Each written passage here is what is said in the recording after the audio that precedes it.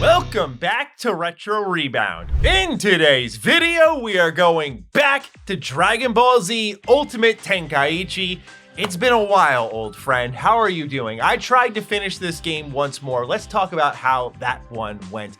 Ladies and gentlemen, Dragon Ball Sparking Zero is soon to release, and my hype is out of control, so I decided to, fire this bad boy up and just sober up a little bit, right? Just calm myself down. Remind myself of a time where I was really excited about a Dragon Ball game when I picked it up and felt very duped after it. And this was at a time as well where I didn't have much money and I was rotating my games at GameStop. They hated me there because I would buy stuff used and then play it for a week and turn it in.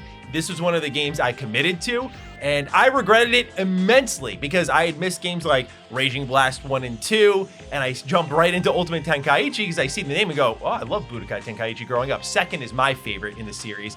And yeah, we learned a very tough lesson there, which is do some research before buying, would you, Maddie? So going back to this game in 2024 was an interesting experiment, where Sparking Zero right now is looking like the Dragon Ball game of many people's dreams in terms of presentation, hopefully in fighting, definitely in character roster. We have to go back to a time where things weren't as brilliant for the Dragon Ball franchise. But I want to change things up a little bit. I think it's very easy to lay out what this game did wrong. So I proposed a challenge to myself when I started working on this video. What does Ultimate Tenkaichi do well? And so I came up with a very short list.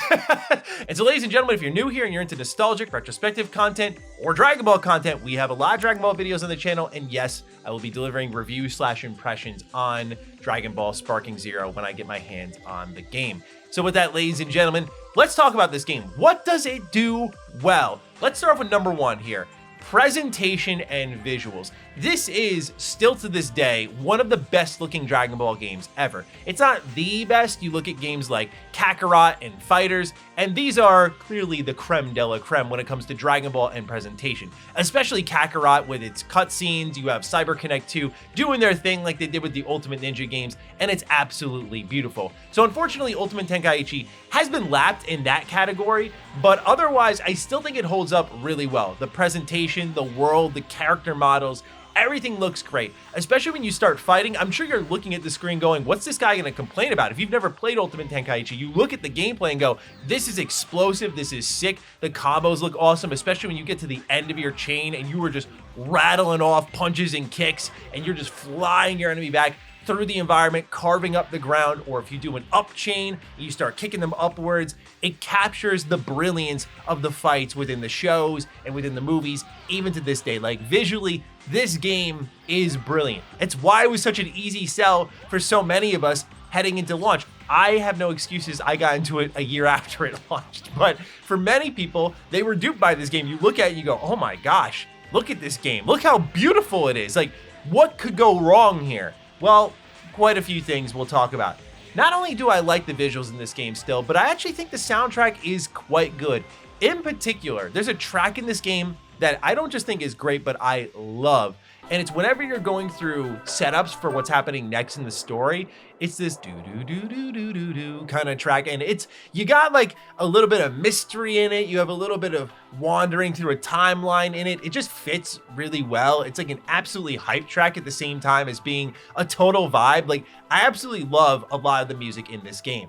On a gameplay level, I love that this is kind of open worldy in that it reminds me a lot of my favorite in the series, Budokai Tenkaichi 2. I adore that game from top to bottom because it gets into every little nook and cranny in the Dragon Ball Z storyline up until that point, including the movies.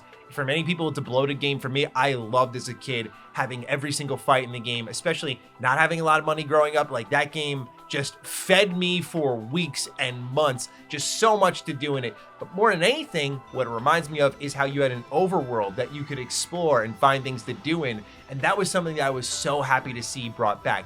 One thing I don't like too much about Budokai Tenkaichi 3 is that they got rid of that overworld in the second game that I thought just elevated things so much, just flying to your next fight, finding secrets on the map, going to the shop. It's a small thing, but it makes such a big difference for me. So to see Ultimate Tenkaichi go back to that was cool. And what they also added in that we see now in Xenoverse 2 is the master system. So based on what type of character you create in the hero mode, you can do a heavy type, a small type, you can do the standard type, and you'll be assigned a different master. So I start off as a heavy type, and I got assigned one of my favorites in the entire series, Android 16. And you'll spar against them, you'll get certain stat upgrades through skills, you'll unlock their super attacks. Again, very much Xenoverse coded, but the idea is just so great here in this game. I just think it's really a game fully about not the best execution. You see, the story behind Ultimate Tenkaichi is kind of fascinating. This was a game, in a sense, made by fans for fans, which I know is funny because it's one of the least loved Dragon Ball games. So you're probably wondering how that came to be, but it's because a lot of surveys were filled out to make this game what it is. And what I mean by that is even down to the name, Ultimate Tenkaichi, came to a vote. Obviously, this game, if you've played any Budokai Tenkaichi game, you know this really doesn't have much of the spirit outside of the overworld and maybe that it's a third-person, more frantic action fighting game rather than the 2D style fighting that you'd get in Budokai. But I really do think the similarities end there. And so, yeah, this is just a name voted on by people. Same thing with some of the mechanics that were baked into the game, the design of the game. Obviously, it's still on the developers. They have to be able to test this and go, that didn't really work out that well. Maybe we should do this instead. But it's kind of funny. I always make a joke about how sometimes gamers really don't know what they want. And if this game really was so research data led that it went down this direction, maybe there is some truth to that statement more than ever nowadays. I kid. I know someone's going to be very upset about that comment. I joke. Relax. Another thing I really like is the ability to create your own hero. Ultimate Tenkaichi does have a decent amount of content to it. I like that there's the story mode and then there's the hero mode, and in the hero mode you get to create yourself. Again, you see some ideas bubbling up here from this game into Xenoverse beyond Masters, just creating your own character, a type of character. Obviously Xenoverse carries it forward with like what kind of race in the Dragon Ball universe do you want to be, and they go a completely different direction with that, which is awesome. But again, you see some of those starting ideas here, and I do appreciate Ultimate Tenkaichi for that. With that in mind, I unfortunately have to kind of cut off where all of my praise ends because there is a lot to criticize about this game, unfortunately. I feel like if this was your first Dragon Ball game, which when we did our original video on Ultimate Tenkaichi, I went through the comments and a lot of people were like, yeah, I really liked it, but it was my first Dragon Ball game. Where if you go back to it now, yeah, it's a tough thing to love. It's because of the combat. Dragon Ball is defined by its fights, and it could be as simple as Budokai Tenkaichi, where it's just a lot of mixing up between square and triangle and trying to hold down for power attacks to stun lock and extend your combos. And it could be as complex as Dragon Ball FighterZ, whatever you want. The fighting is the superstar. It has to be, at the very least, mindless yet enjoyable. And I feel like this game doesn't get either of those, except maybe the mindless part. That's because it's a rock, paper, scissors combat system. So what happens is you start off in Ki Blast range and you're firing those off. As you get closer to each other, you'll clash and you'll enter melee range. Now, I like the idea here of sort of keeping your distance and then getting closer. And when you get closer, it's really about who strikes and who evades first. So if you commit to an attack with like the square button and you whiff, it's an easy punish, because if you counter, there's pretty much no breaking the chain if you lose the next step of the process, which is literally rock, paper, scissors. I'm not kidding. Like rock, paper, scissors is what happens here. So let's say I catch you in a combo and then we see, okay, square, triangle. If you pick triangle and I pick square, that's it. I'm comboing your butt up for another 5,000, 6,000, 7,000, however much damage my character does.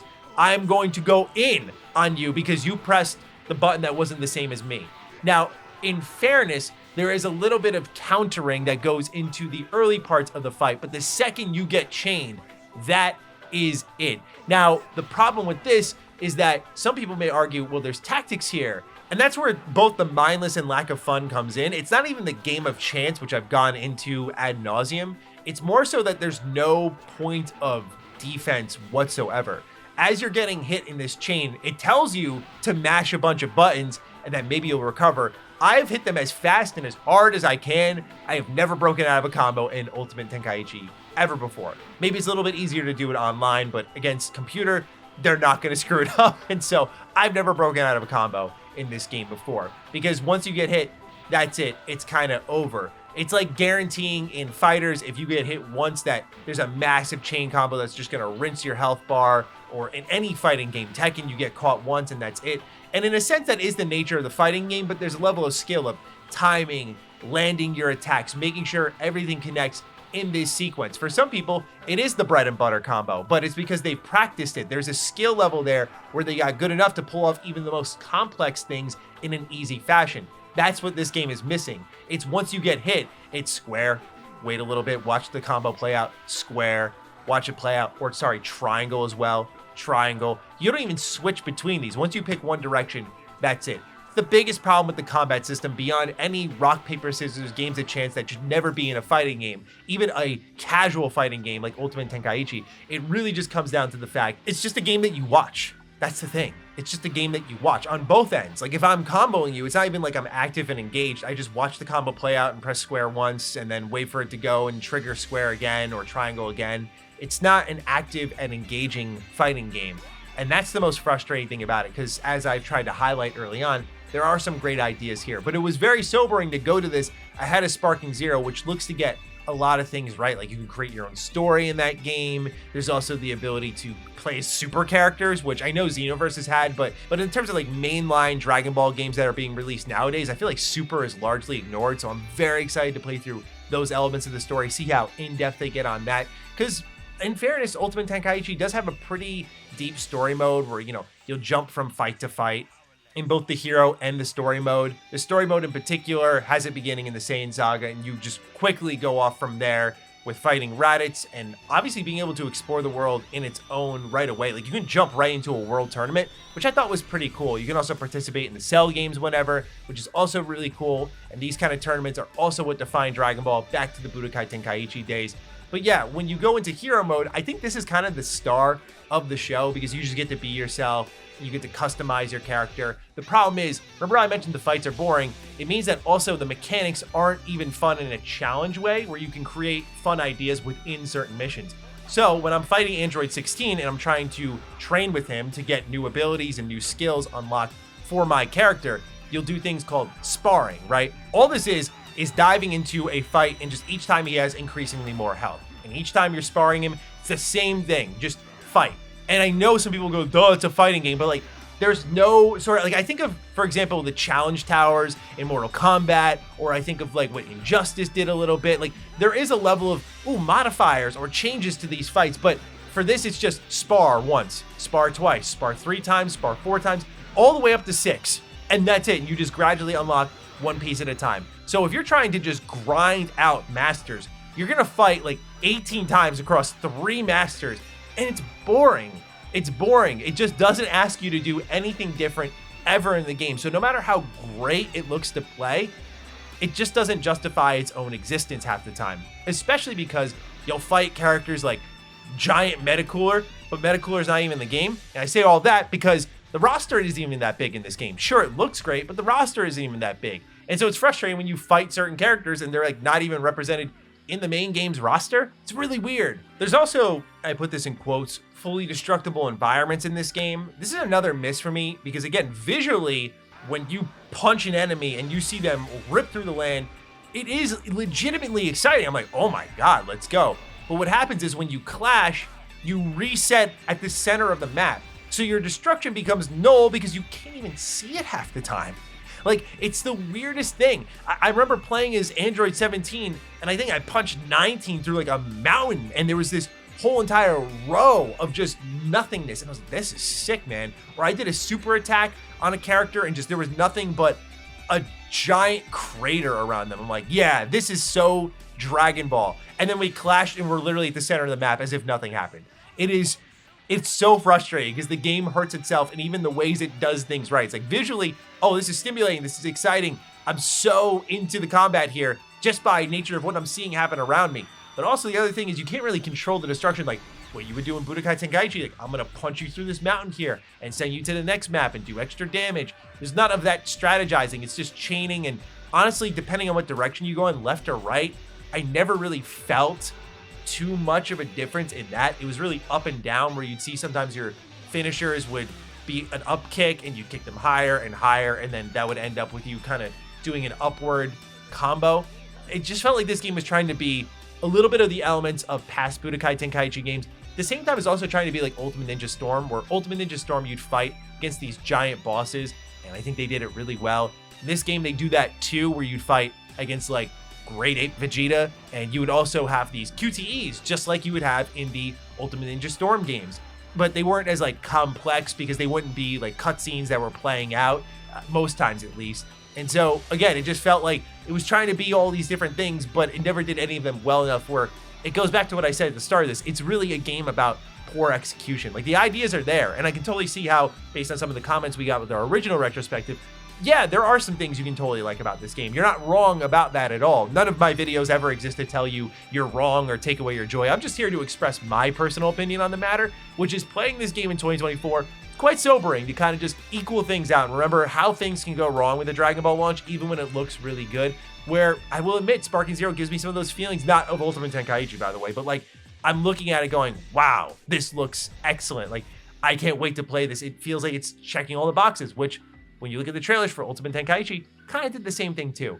So yeah, an interesting one to go back to here ahead of a brand new Dragon Ball game. Naturally, our coverage doesn't stop here. We'll talk about Budokai Tenkaichi 3, and we'll also talk about Sparking Zero, so look forward to those videos. We also have a Silent Hill one in the making, so keep an eye out. We're not doing complete overkill Dragon Ball yet. But with that, ladies and gentlemen, let me know your thoughts down below on Ultimate Tenkaichi. Is there anything you enjoy about the game? Could you find something to love about it? Because for me, I've gone back to this game 3 different times. Once when I first bought it, a second time for our first retrospective, and this might be the last time because I just can't finish it. Maybe I could see on a psychopathic level, because we're considering like retro game platinum trophy hunts on the channel, maybe as a hilarious, wow, I want to torture myself style video, we get the platinum trophy for this game to really see all it offers. I don't know if I have anything new to say on the game after that experience, but we'll keep that in the back of the mind. We'll see what the comments decide on a video like that. Ladies and gentlemen, thank you for tuning in, and I'll catch you in the next Retro Rebound. Peace out.